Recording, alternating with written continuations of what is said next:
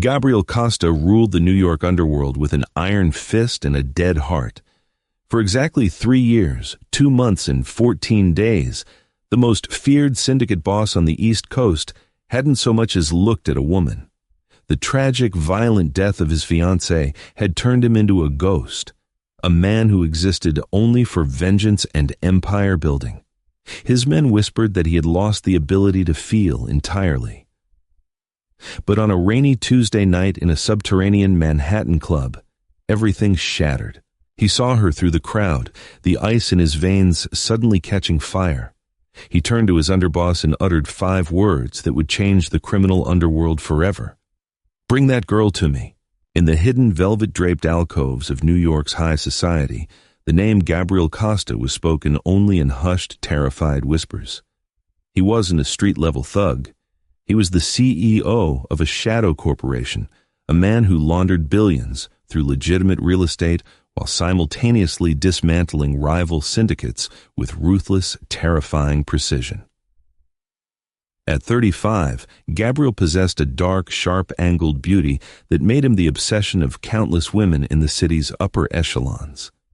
Yet, for the past 3 years, Gabriel had lived like a monk in a cathedral of his own grief. To understand the absolute shock of what happened at the Obsidian Club that night, you have to understand the tragedy that broke Gabriel. 3 years prior, Gabriel was a different man. He was still dangerous, still the heir to the Costa family throne, but he possessed a sliver of humanity kept alive by a woman named Catherine Davies. Catherine wasn't in the life. She was an architect, brilliant and completely detached from the blood-soaked reality of Gabriel's family. Gabriel had worshipped the ground she walked on. He was going to leave the syndicate for her. But in this world, nobody just walks away. On the evening of their engagement party, a rival faction, the Romano family, planted an explosive under Gabriel's armored SUV. Gabriel had gone back inside the restaurant to grab Catherine's forgotten shawl. Catherine had gotten into the car alone. The explosion shattered the windows of 5 city blocks and took Catherine away in a pillar of unforgiving fire. When Gabriel emerged from the smoke, the man who loved Catherine was dead, burned away with the wreckage. What replaced him was something far more terrifying. Over the next 6 months, Gabriel systematically dismantled the Romano family. He didn't just kill his enemies, he financially ruined their bloodlines, bought out their allies, and left them with nothing but ashes. Once the revenge was complete, Gabriel shut down. He moved into a heavily fortified penthouse overlooking Central Park. He fired the maids, stopped attending social galas, and completely severed any romantic or physical ties. Women would throw themselves at him, models, heiresses, even the daughters of allied bosses attempting to forge a union. But Gabriel's eyes remained as flat and dead as riverstones. He didn't touch them. He didn't speak to them. If a woman lingered too long in his presence, his right-hand man, a towering enforcer named Nico Montgomery would silently escort her out. "The boss is a walking corpse," his own captains would mutter over cigars in dimly lit back rooms, "a machine that only eats ledgers and breathes cordite." For 3 years, this was the absolute law of the Costa family. No women, no distractions, just pure, unadulterated business, until the night of November 12th. Gabriel was forced to attend a high-stakes sit-down at the Obsidian, an exclusive, invite-only underground club in Soho. The club was a sprawling labyrinth of black marble, gold fixtures, and pulsing low-frequency bass. It was a neutral ground where the city's most dangerous predators came to drink $1,000 scotch and pretend they were civilized. Gabriel sat in the raised VIP section, cloaked in the shadows of a private booth. Beside him sat Nico, ever watchful, his hand resting near the holster concealed beneath his tailored suit. Gabriel swirled the amber liquid in his crystal glass, staring blankly at the sea of writhing bodies on the dance floor below. The men at the table, smugglers from the port of Newark, were nervously detailing their quarterly earnings, sweating under Gabriel's suffocating, silent gaze. Gabriel wasn't listening to the numbers. He was calculating how quickly he could leave this suffocating room, return to his penthouse, and drown in the silence. Then, the heavy brass doors of the club's staff entrance swung open. Juliet Hayes was not supposed to be at the Obsidian. 24 years old, with cascaded waves of dark auburn hair and eyes the color of a stormy Atlantic Ocean, Juliet was a pediatric nurse drowning in a sea of medical debt. Her younger brother, Leo, had been diagnosed with a rare autoimmune disease 2 years ago, and the out-of-pocket treatments had completely wiped out her meager savings. She worked 60-hour weeks at the hospital, running on cheap coffee and sheer desperate willpower. Her roommate, Chloe, worked as a bottle service waitress at the Obsidian. The money was ridiculous, sometimes $1,000 a night in tips from drunk, wealthy sociopaths. On this particular Tuesday, Chloe had come down with a severe case of food poisoning. Desperate to not lose her highly coveted job, Chloe had begged Juliet to cover her shift, lending Juliet her uniform, a stunning floor-length silk dress in a deep blood-red crimson. Juliet had hesitated. She hated clubs, hated the predatory gaze of rich men, and had zero experience navigating the dangerous waters of underground VIP lounges. But the hospital billing department had called that morning, threatening to cut off Leo's specialized treatments if she didn't make a $5,000 payment by Friday. So, Juliet put on the crimson dress. As she stepped out onto the floor of the Obsidian, carrying a silver tray loaded with bottles of Dom Perignon, Juliet felt entirely out of her depth. The bass vibrated in her teeth. The air smelled of expensive perfume, Cuban cigars, and raw danger. She kept her head down, weaving through the crowd of heavily tattooed men and women draped in diamonds, focusing only on balancing the heavy tray. Up in the VIP booth, Gabriel Costa was in the middle of dismissing the Newark smugglers with a wave of his hand. He turned his head to signal Nico for his coat. That was when his eyes locked onto the floor below. It wasn't her beauty that caught his attention, though she was breathtaking in a raw, unpolished way that contrasted sharply with the surgically enhanced women filling the club. It was her aura. In a room full of apex predators and willing prey, Juliet moved like a frightened deer that had somehow wandered into a wolf's den. Her shoulders were tense, her stormy eyes scanning the crowd with a mixture of disgust and sheer panic. Gabriel's breath hitched. A physical shockwave violently ripped through his chest, so intense he accidentally gripped his crystal glass tight enough to shatter it. Shards of glass bit into his palm, drawing blood, but he didn't even flinch. Nico immediately moved, pulling a silk handkerchief from his pocket. "Boss, your hand!" "Quiet," Gabriel rasped, his voice a low, gravelly command that froze Nico in his tracks. Gabriel slowly stood up, ignoring the blood dripping onto the black marble table. He leaned against the glass partition, his dark eyes tracking the girl in the crimson dress as she navigated the floor. For 3 years, his heart had beat a steady, dead rhythm. Now, it was hammering against his ribs like a war drum. He felt a primal, violently possessive instinct roaring to life inside his mind, an instinct he thought had burned away with Catherine. She wasn't Catherine. She looked nothing like her. Catherine had been blonde, sophisticated, and always smiling. This girl was dark, terrified, and vibrating with an anxiety Gabriel could practically taste from 30 feet away. Yet, he couldn't look away. The dead circuitry in Gabriel's brain was suddenly flooded with terrifying high-voltage electricity. Juliet reached a table near the edge of the VIP section. As she leaned over to set down the ice bucket, a drunk, heavy-set man in a flashy suit reached out, grabbing her wrist with a sickeningly eager grin. "Where are you rushing off to, sweetheart?" the man slurred. Juliet froze, her eyes widening in panic. She tried to pull her arm back, but the man's grip was like a vice. "Please let me go, sir. I have to serve other tables." "They can wait," the man sneered, pulling her roughly closer. Up in the booth, the temperature dropped to absolute zero. Nico felt the shift in the air before he saw it. He looked at Gabriel. The Mafia boss's face was a mask of pure, unadulterated murder. The knuckles of his uninjured hand were white as bone against the glass partition. "Nico," Gabriel said. His voice was no louder than a whisper, but it carried the lethal weight of a loaded gun. "Yes, boss?" Nico asked, his muscles tensing, ready to deploy an army if commanded. Gabriel didn't take his eyes off the girl. He watched as she struggled, watched the panic set into her beautiful, stormy eyes. "Bring that girl to me," Gabriel ordered, his tone leaving absolutely no room for negotiation. "And break the hand of the man touching her." The music in the obsidian seemed to blur into white noise as Nico descended the velvet-lined stairs, flanked by two massive enforcers. Juliet was still desperately trying to pry the drunk man's fingers off her wrist, her heart hammering wildly against her ribs.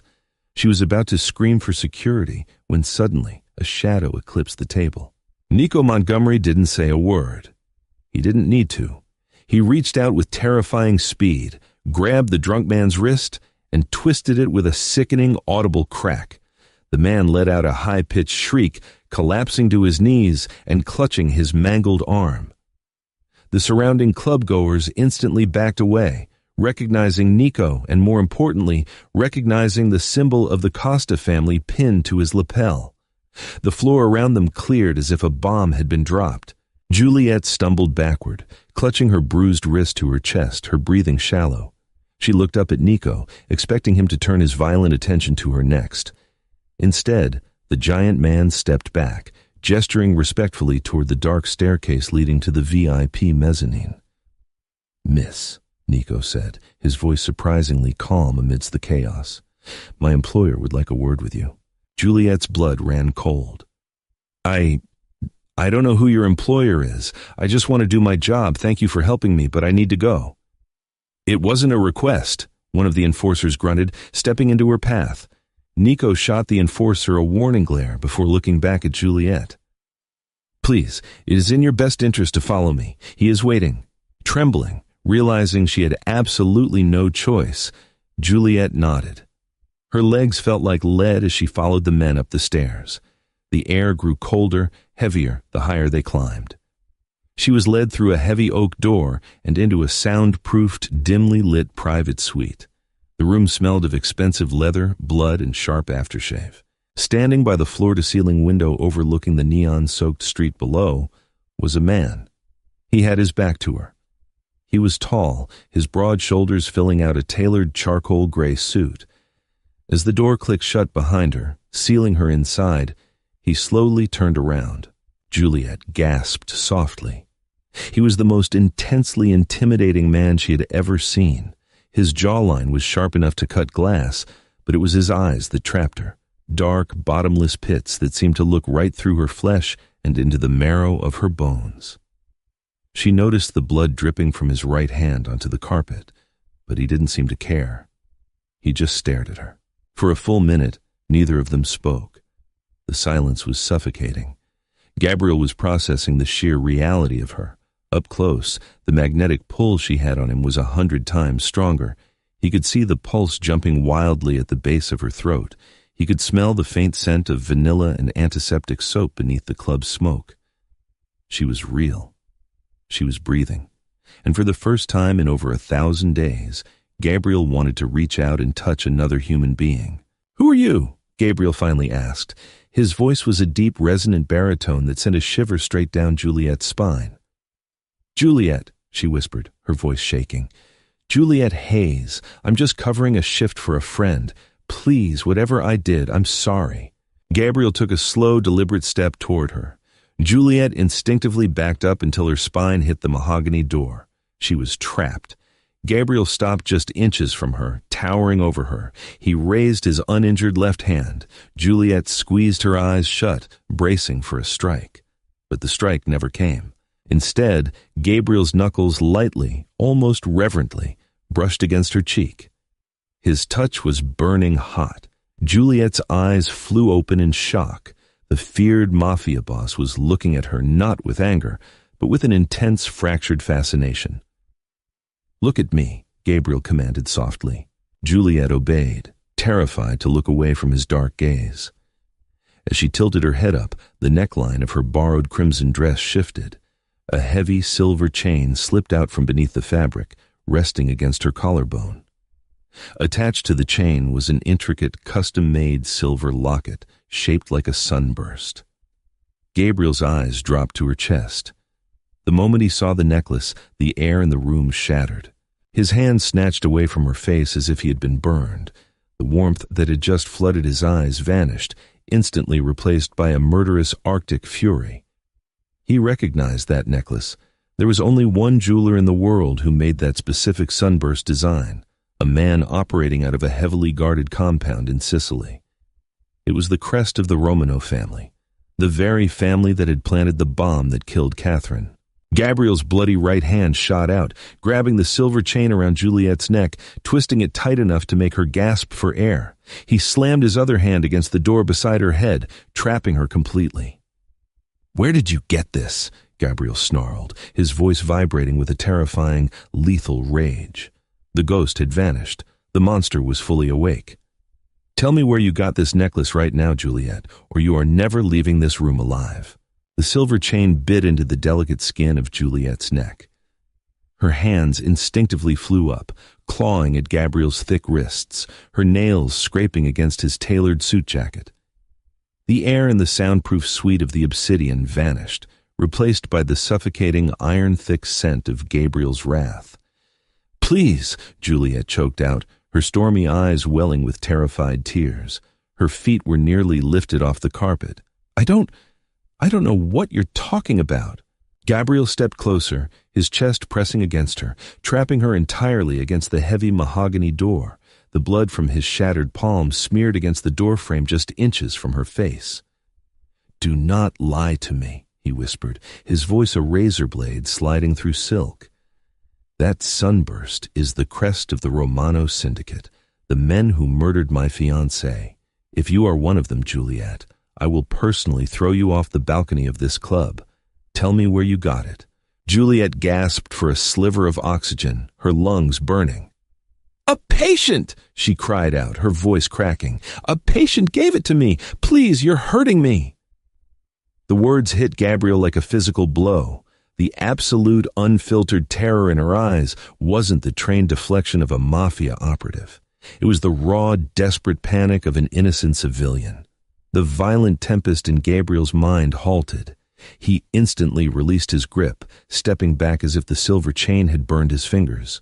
Juliet collapsed against the door, sliding down to the floor, her hands clutching her bruised throat as she coughed violently. She drew her knees to her chest, the crimson silk pooling around her like spilled blood on the dark carpet. The suite door swung open. Nico Montgomery stood in the threshold, his silenced Glock 19 drawn and leveled, his eyes darting around the room to assess the threat. He had heard the commotion. "Stand down, Nico," Gabriel ordered, his voice suddenly hollow. He didn't look at his underboss. His dark eyes were entirely locked onto the trembling girl on the floor. "Close the door. Leave us." Nico hesitated for a fraction of a second, his gaze lingering on Juliet, before he holstered his weapon, stepped back out, and pulled the door shut with a heavy click. Gabriel looked down at his own shaking hands. He had almost killed her. For 3 years, he had operated with the cold, mechanical precision of a butcher. He never lost control. But the sight of that necklace on this girl, the only woman who had managed to restart his dead heart, had shattered his discipline entirely. He slowly knelt on the floor in front of her, disregarding his expensive suit. He pulled a fresh, folded linen handkerchief from his inner pocket and offered it to her. Juliet flinched away from him, pressing her spine harder against the door. "I apologize," Gabriel said, the words feeling foreign, heavy on his tongue. He laid the handkerchief on the floor between them. "I lost my mind. I'm not going to hurt you. But I need you to explain exactly how a pediatric nurse from Mount Sinai Hospital came into possession of a Mafia death warrant." Juliet looked up, her eyes wide. "How do you know where I work?" "My men ran your name the second you stepped into this room," Gabriel said flatly. "Juliet Hayes, no criminal record, drowning in medical debt for a brother named Leo. Now, tell me about the patient." Juliet swallowed hard, her throat throbbing. She realized she was sitting across from a man who could erase her existence with a single phone call. Lying was not an option. "Oh. It was 8 months ago," Juliet began, her voice trembling. "I was pulling an overnight double shift in the emergency room. A man was brought in by a civilian who found him bleeding out in an alley in Washington Heights. He had 3 gunshot wounds to the abdomen. The police hadn't arrived yet. Gabriel's eyes narrowed. Describe him.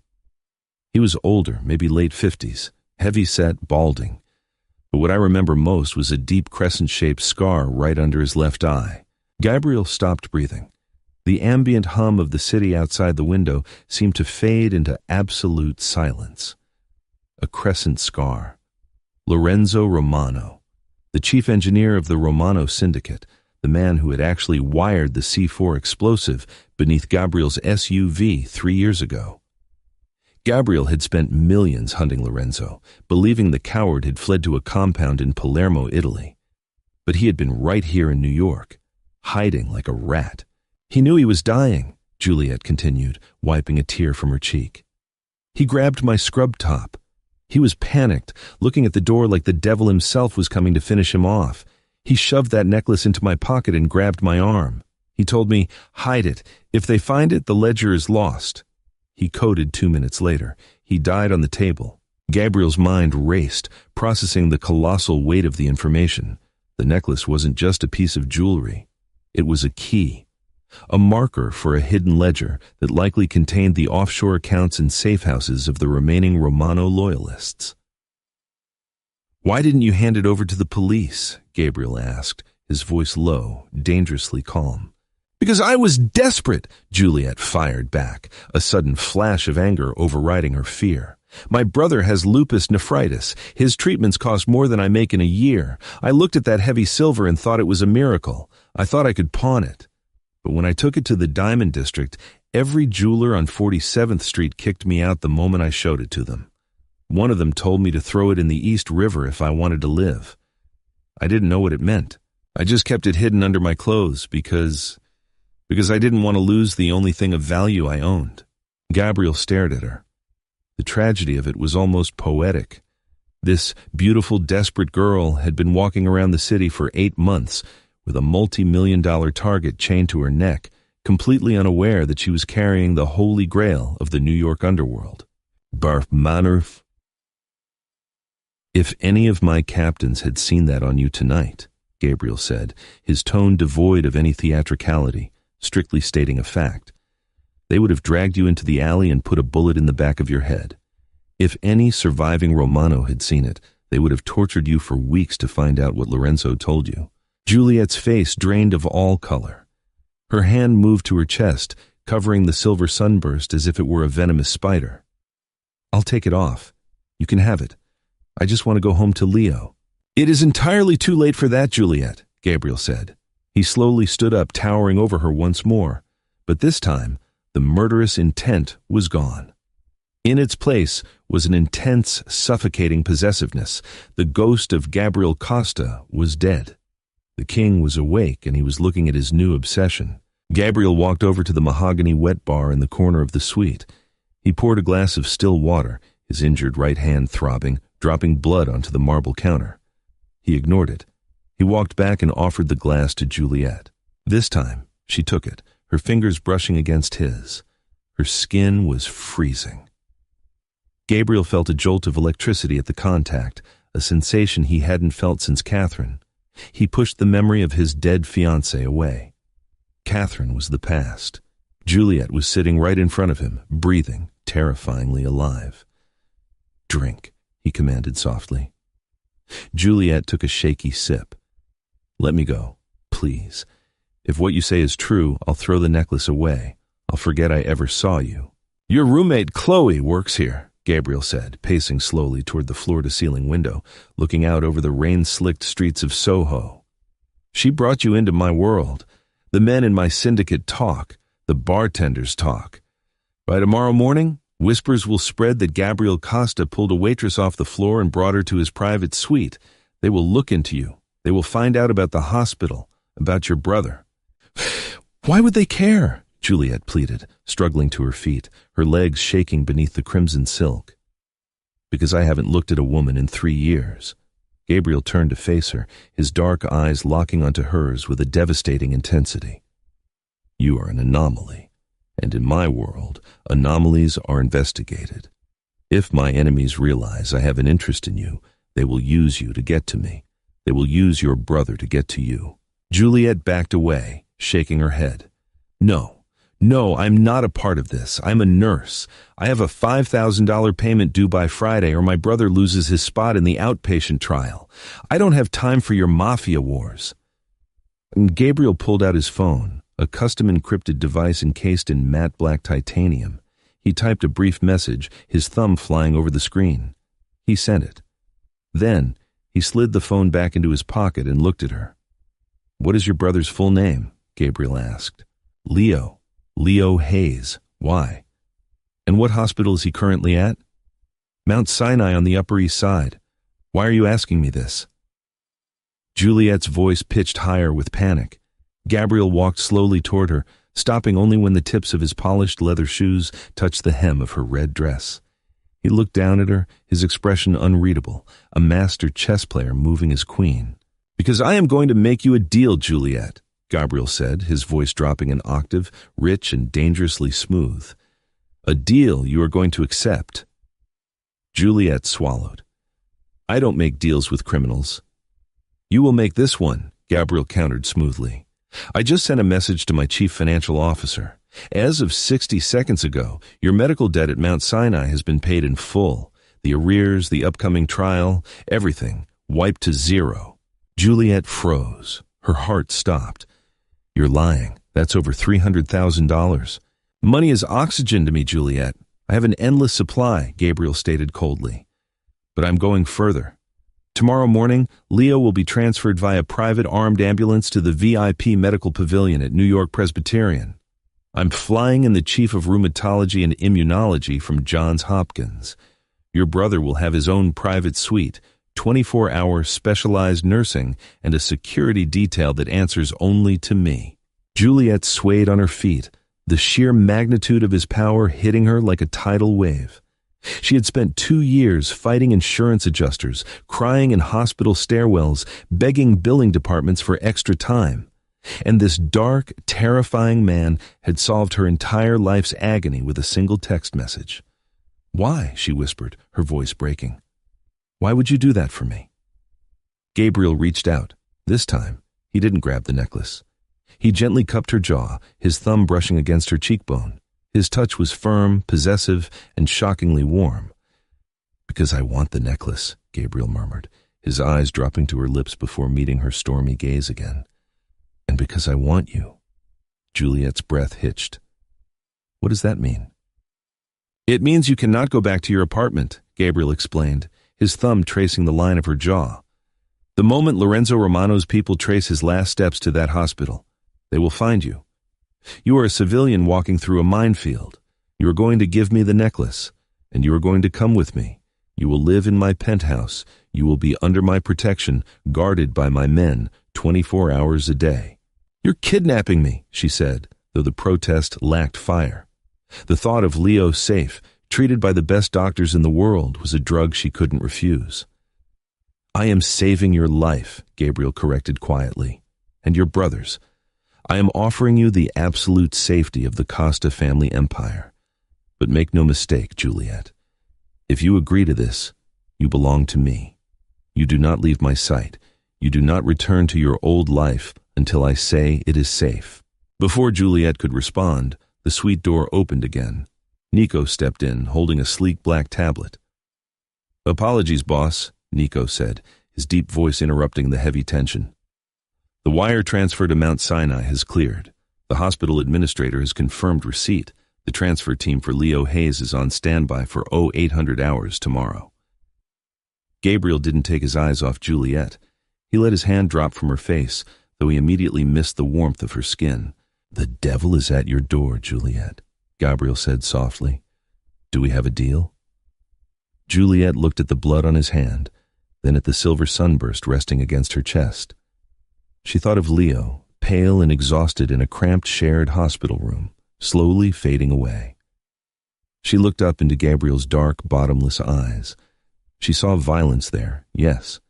She saw a ruthless king. But strangely, she didn't see deception.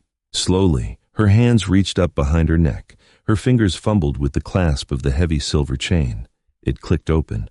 She pulled the Romano crest away from her skin and held it out to Gabriel. "Save my brother," Juliet whispered, surrendering the necklace and her freedom into his bleeding palm. And I'm yours.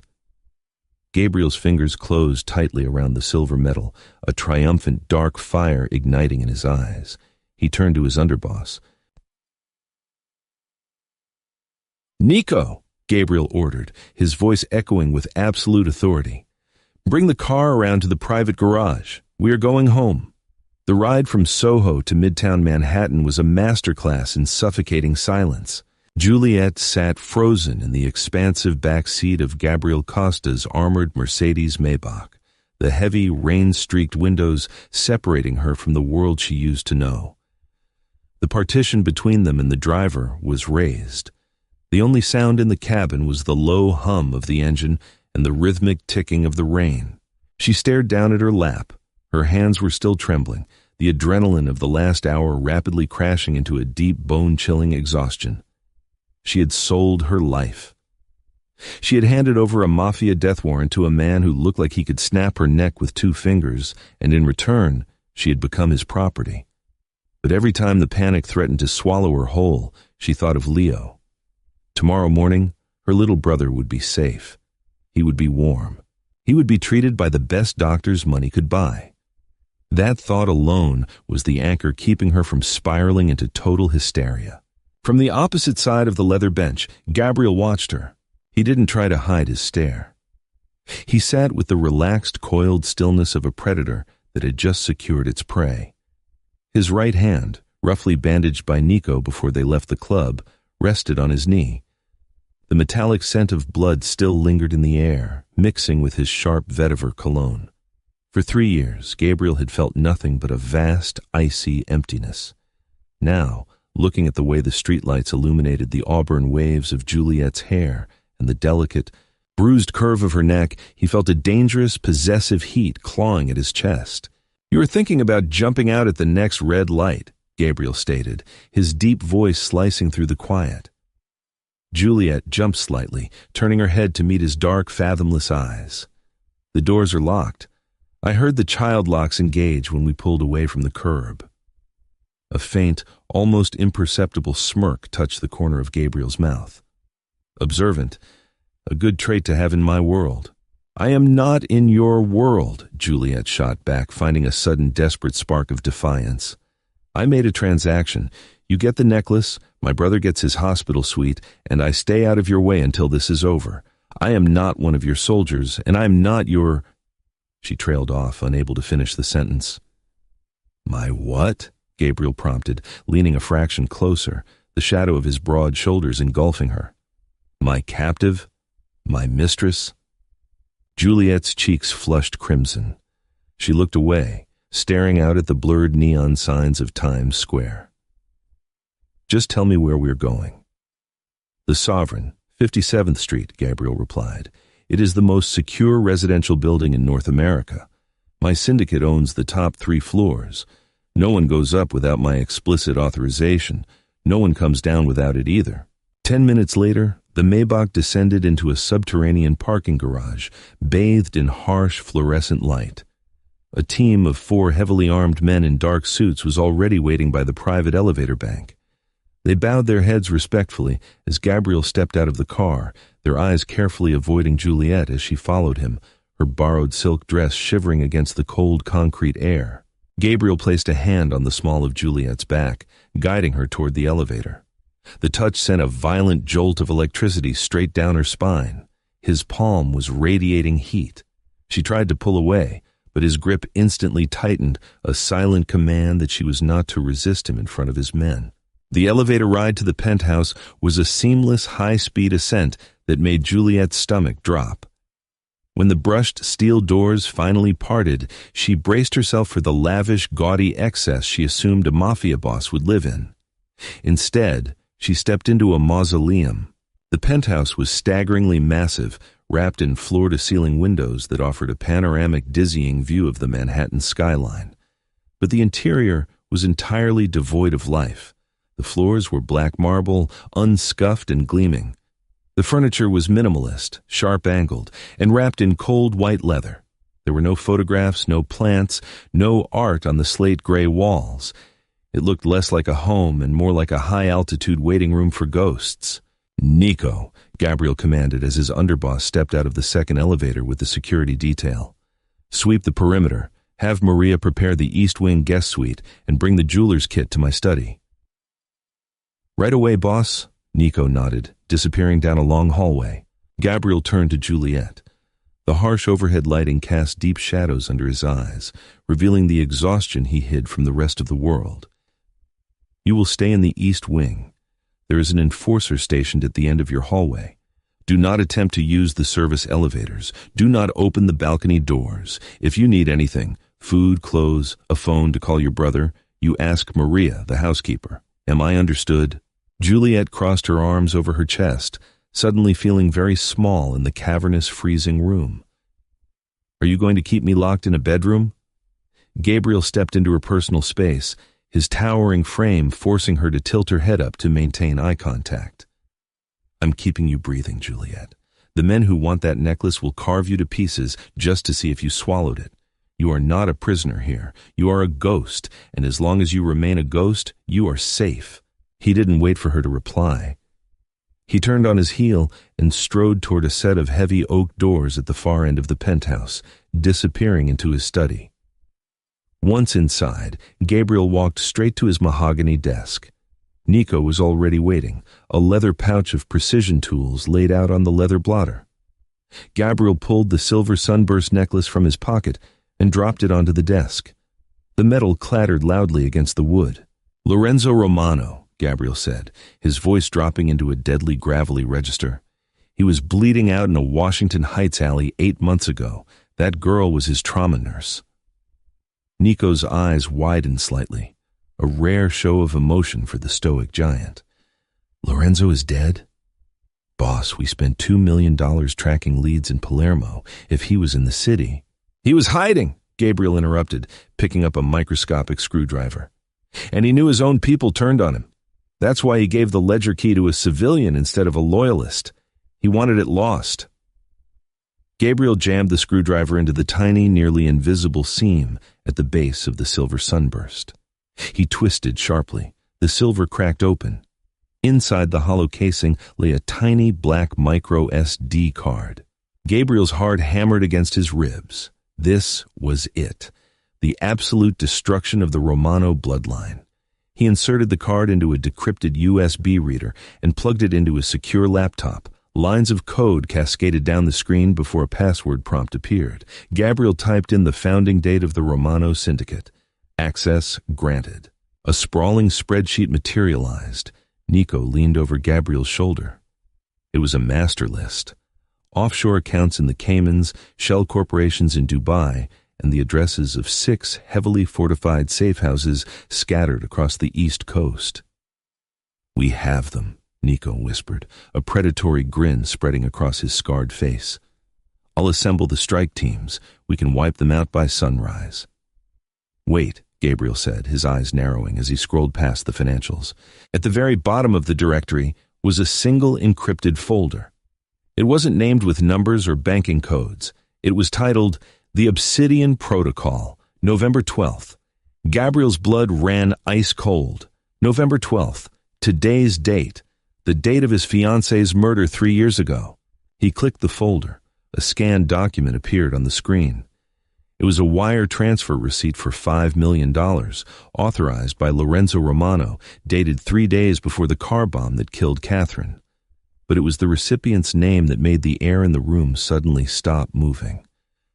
Gabriel stared at the screen, his vision tunneling, the edges of his sanity beginning to fray. "Ah, Nico," Gabriel breathed, a terrifying, lethal calm settling over him. "Lock down the penthouse. Nobody enters. Nobody leaves." "Boss? What is it?" Gabriel pointed to the screen.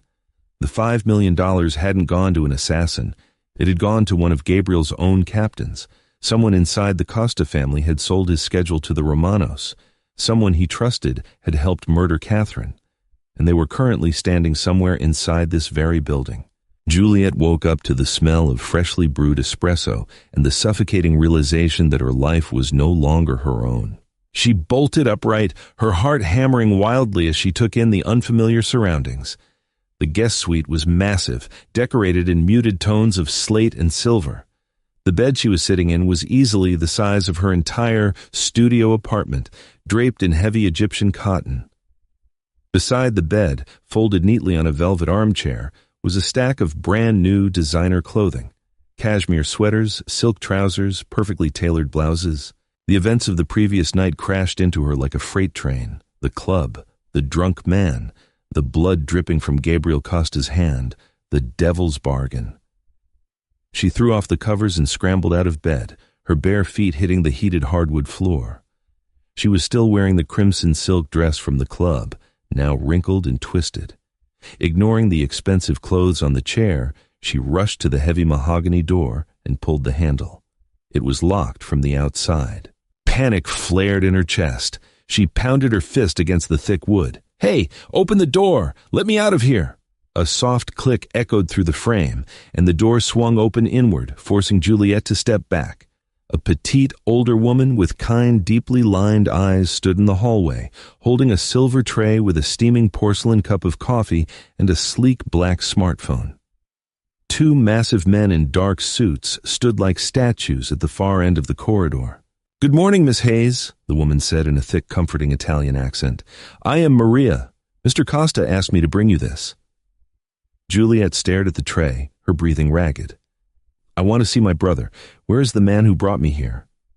"Mr. Costa is in the main dining room," Maria replied gently, stepping into the room and placing the tray on the nightstand. "But I suggest you look at the phone first, Mia Cara." Juliet snatched the phone off the tray.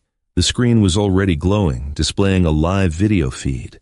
Juliet gasped, her hands flying to her mouth. It was Leo. He was lying in a sprawling, sunlit hospital suite that looked more like a five-star hotel room than a medical facility. He was awake, sitting up against an array of plush pillows, playing a video game on a massive flat-screen television. An IV line was attached to his arm, but his face looked brighter and more rested than Juliet had seen it in months. Standing by his bed, adjusting a monitor, was a man Juliet instantly recognized from medical journals, Dr. Harrison Sterling, the top autoimmune specialist in the hemisphere. Tears spilled over Juliet's lower lashes, hot and fast. A ragged sob tore from her throat. He had done it. The terrifying mob boss had actually kept his word. Leo was safe. "There's a button on the screen," Maria noted softly. "You may speak to him." Juliet desperately tapped the unmute icon. "Leo! Leo, baby, can you hear me?" On the screen, the teenager paused his game and looked toward the camera mounted on the wall. "Jules? Hey, where are you?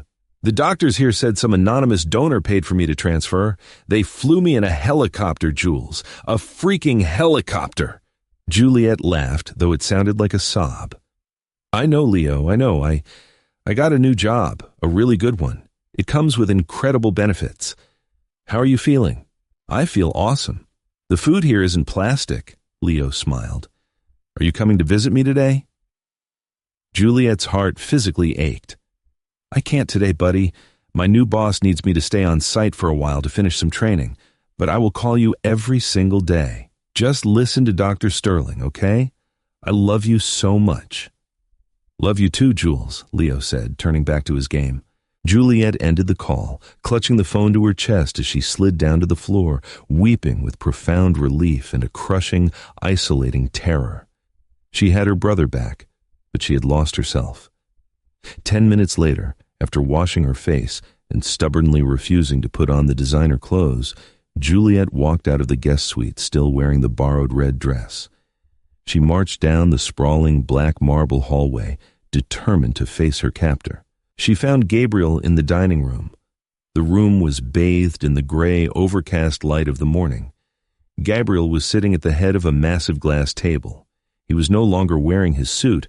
Instead, he wore a black cashmere sweater that stretched taut across his broad shoulders, his sleeves pushed up to reveal forearms corded with muscle and faded, jagged scars.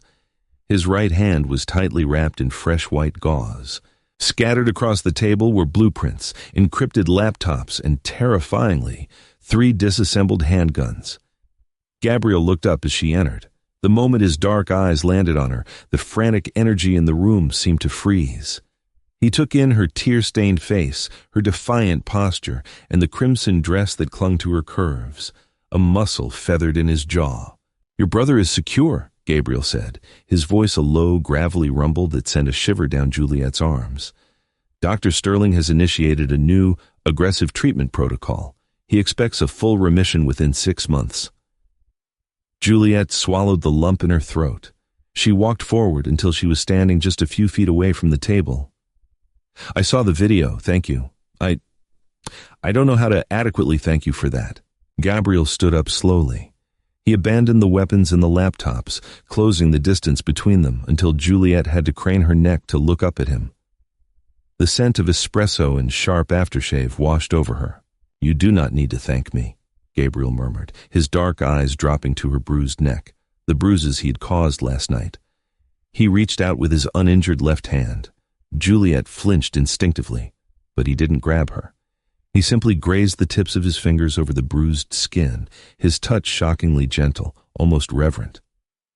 "I took something from you, Juliet. Your freedom. This was the price." "Why am I locked in?" Juliet whispered, her voice trembling under the intense weight of his gaze. "If you have the ledger, why do I have to stay here?" Gabriel's expression darkened, the brief flash of gentleness vanishing, replaced by a terrifying, lethal coldness. He dropped his hand and stepped back. "Because the ledger revealed a truth that changes everything," Gabriel stated flatly, turning back to the table and picking up the barrel of a Glock 19. "The men who killed my fiancée 3 years ago did not act alone. Someone inside my own family, someone sitting at my table, sold her out. There is a traitor in this syndicate." Juliet's breath hitched. "What does that have to do with me?" Gabriel looked back at her, his eyes hollow and dead once more. "Because 5 hours ago, one of the bartenders at the Obsidian was found dead in an alley with his throat cut. The Romanos have been tipped off. They know the necklace was at the club. They know Nico broke a man's arm. And they know I walked out with a girl in a red dress." Juliet felt the blood drain entirely from her face. "The traitor knows you exist, Juliet," Gabriel said, slotting the barrel into the handgun with a sharp metallic clack. "And until I find out who it is and put a bullet in their skull, you are the highest value target in New York City. You belong to me now, and no one touches what is mine." By nightfall, the Sovereign Penthouse had transformed from a silent mausoleum into a heavily fortified war room. Gabriel Costa did not act with frantic desperation. He moved with the terrifying, calculated precision of a surgeon preparing to amputate a diseased limb. He had summoned his 3 highest-ranking captains, the men who controlled the 5 boroughs under his iron grip, for an emergency council. They were told only that a critical breach had occurred. Juliet was moved from the East Wing into Gabriel's personal master suite. It was the absolute safest room in the building, reinforced with bulletproof glass and solid steel doors concealed behind mahogany paneling.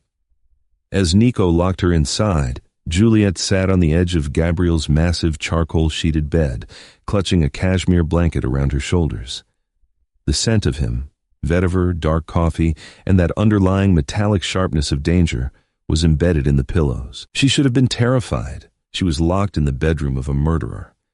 Yet, every time she looked at the live feed of her brother sleeping peacefully in his VIP hospital suite, a strange, overwhelming loyalty to Gabriel rooted itself deeper in her chest. He was a monster, yes, but he was her monster now. In the main dining room, the atmosphere was suffocatingly tense. Gabriel sat at the head of the glass table, his injured hand resting flat against the surface. Nico stood perfectly still behind him, his hand hovering inches from his holstered weapon. Seated before them were the 3 pillars of the Costa Syndicate: Carmine Lombardi, a grizzled veteran of the old wars, Sal Moroni, the ruthless controller of the docks, and Vincenzo Bianchi, Gabriel's most charismatic and wealthy capo, a man who had practically grown up alongside Gabriel. 3 years ago, Gabriel began, his voice dropping the temperature in the room to absolute 0. "The Romanos planted the bomb that took Catherine. We slaughtered them for it. But Lorenzo Romano survived, and he took their financial ledger with him." Gabriel paused, letting his dark eyes drag slowly across the faces of his captains. Carmine looked confused. Sal looked hungry for blood. Vincenzo's jaw tightened for a fraction of a millisecond. "Last night I recovered that ledger," Gabriel continued, tapping the encrypted USB drive sitting in the center of the table. "It contains every offshore account, every safe house, every bribe the Romanos ever executed. But more importantly, it contains a wire transfer. $5 million, paid out 3 days before Catherine's murder to a dummy corporation." The room went dead silent. The implication hung in the air like a guillotine blade. "You're saying someone at this table sold you out, boss?" Carmine rasped, his weathered face flushing with anger. "Give me the name. I'll carve his heart out right here." "I don't need to give you the name, Carmine," Gabriel stated smoothly, leaning back in his leather chair. "Because the encryption key for that dummy corporation requires a biometric scan to open. Nico has already locked down the building. I am bringing a decryption specialist up here in 10 minutes. We are going to open that file, and the traitor is going to die on this beautiful black marble floor." It was a bluff. The ledger had already revealed the name, but Gabriel needed the rat to panic, to expose himself beyond a shadow of a doubt so the other captains would witness the treason. Vincenzo Bianchi swallowed hard. He adjusted his tailored silk tie, offering a tight, strained smile. "Gabriel, this is madness. We are your blood. If there's a rat, let Nico handle the decryption in the basement. We shouldn't be turning on each other." "No one is leaving this room, Vincenzo," Gabriel said softly. Vincenzo's eyes darted toward the hallway. He knew he was a dead man the second that imaginary specialist arrived. But Vincenzo also knew something else.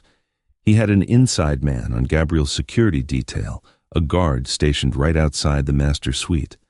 Vincenzo slowly stood up, raising his hands pacifyingly. "I need to use the restroom, Gabriel. 2 minutes, then we wait for your specialist." Gabriel gave a slow, deliberate nod. 2 minutes. The moment Vincenzo rounded the corner into the hallway, his charismatic facade vanished. He drew a suppressed compact pistol from his ankle holster. He moved silently toward the master suite. The guard outside the door, one of Vincenzo's secret loyalists, gave a brief nod and swiped his keycard, unlocking the heavy mahogany door. Inside the bedroom, Juliet heard the click of the lock. She stood up, expecting Gabriel. Instead, Vincenzo kicked the door open, his eyes wild and desperate. Before Juliet could even scream, Vincenzo lunged across the room, grabbing her by her auburn hair and twisting her arm behind her back. He jammed the cold steel barrel of the suppressor hard against her temple. "Not a sound, sweetheart," Vincenzo hissed, dragging her backward toward the suite's entrance. "You're my golden ticket out of this slaughterhouse." Vincenzo dragged Juliet down the long, shadowed corridor, her bare feet slipping against the polished marble. The pain in her scalp was blinding, tears streaming down her face, but she forced herself to choke back her screams. As they rounded the corner into the expansive, dimly lit living area, Vincenzo shouted, "Gabrielle, call off your dogs!" Gabriel Costa stepped out of the dining room. Nico, Carmine, and Sal filed out behind him, their weapons drawn. When Gabriel saw Vincenzo holding the gun to Juliet's head, the entire world seemed to stop spinning. The icy mechanical control he had maintained for 3 years shattered into a million jagged pieces. The air in the penthouse became thick with an apocalyptic rage. The veins in Gabriel's neck bulged, his dark eyes burning with a demonic, unrestrained fury. "Let her go, Vincenzo," Gabriel commanded. The voice didn't even sound human. It sounded like the rumble of a tectonic plate snapping. "Ah, back up!" Vincenzo screamed, his hand shaking, the barrel digging harder into Juliet's skin. "Have Nico open the private elevator. You're going to let me walk out of here, Gabriel, or I'll paint your pristine walls with her brains. You love your little ghosts, right? Let's make her another one." Juliet met Gabriel's eyes. Despite the cold steel pressed to her skull, despite the absolute certainty that she was going to die, she found herself staring into the bottomless depths of Gabriel's gaze. He wasn't looking at her like she was leverage.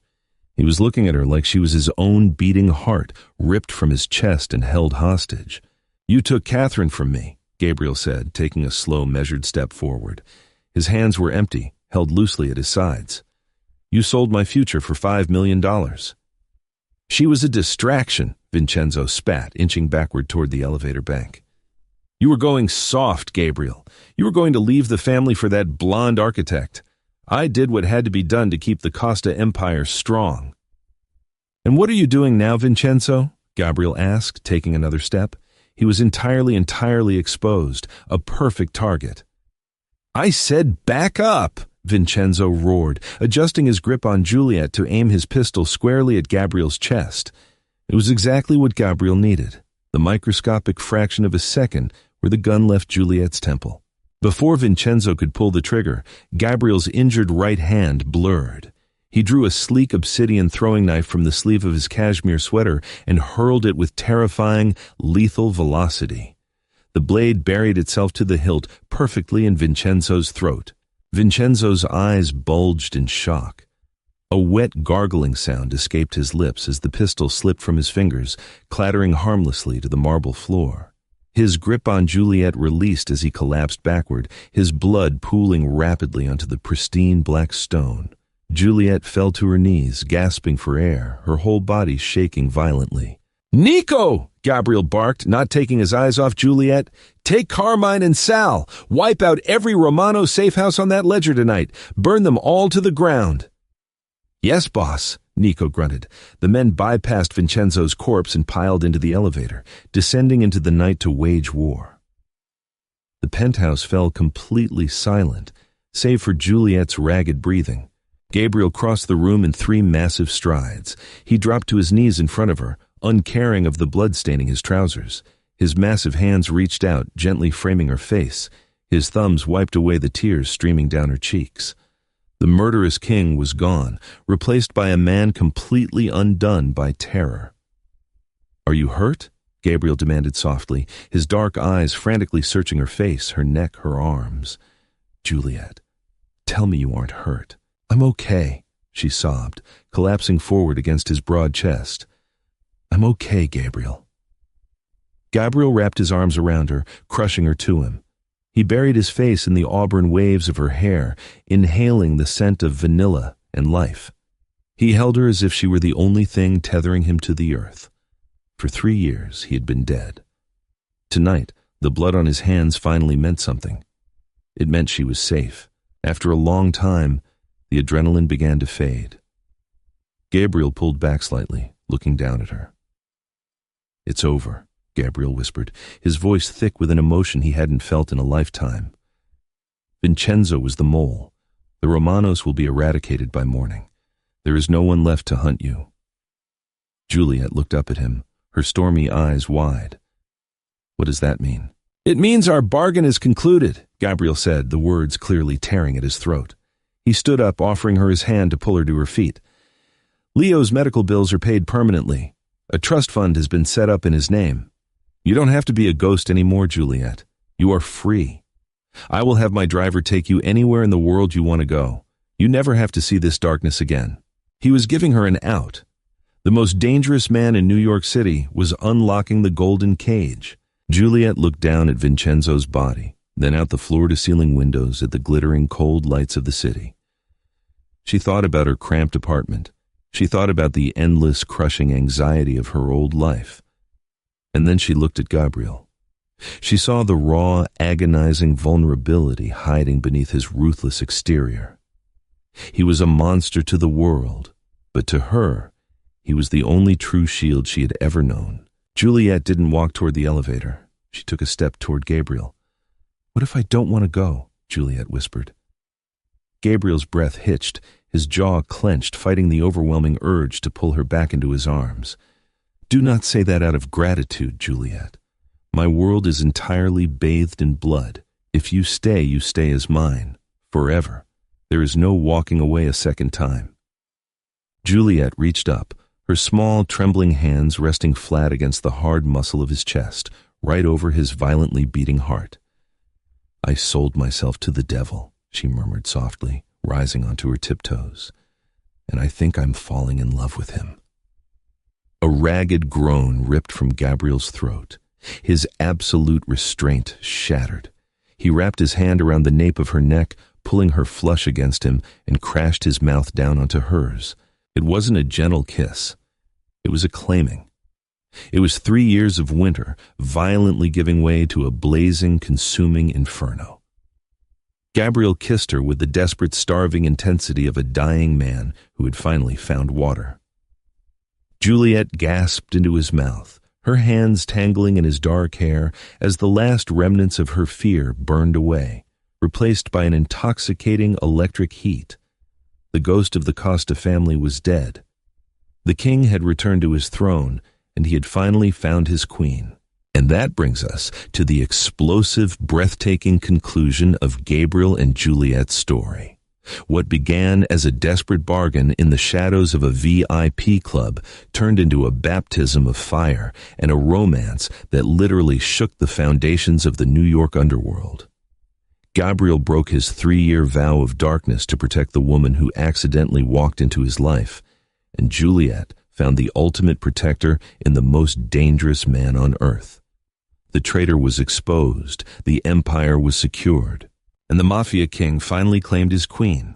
If you love the intense drama, the suspense, and the slow burn romance of this story, hit that like button to show your support. Share this video with your friends who love a dark, high-stakes mafia romance, and make sure you subscribe to the channel and turn on notifications so you never miss out on our next thrilling story. Thank you for listening, and we will see you in the next one.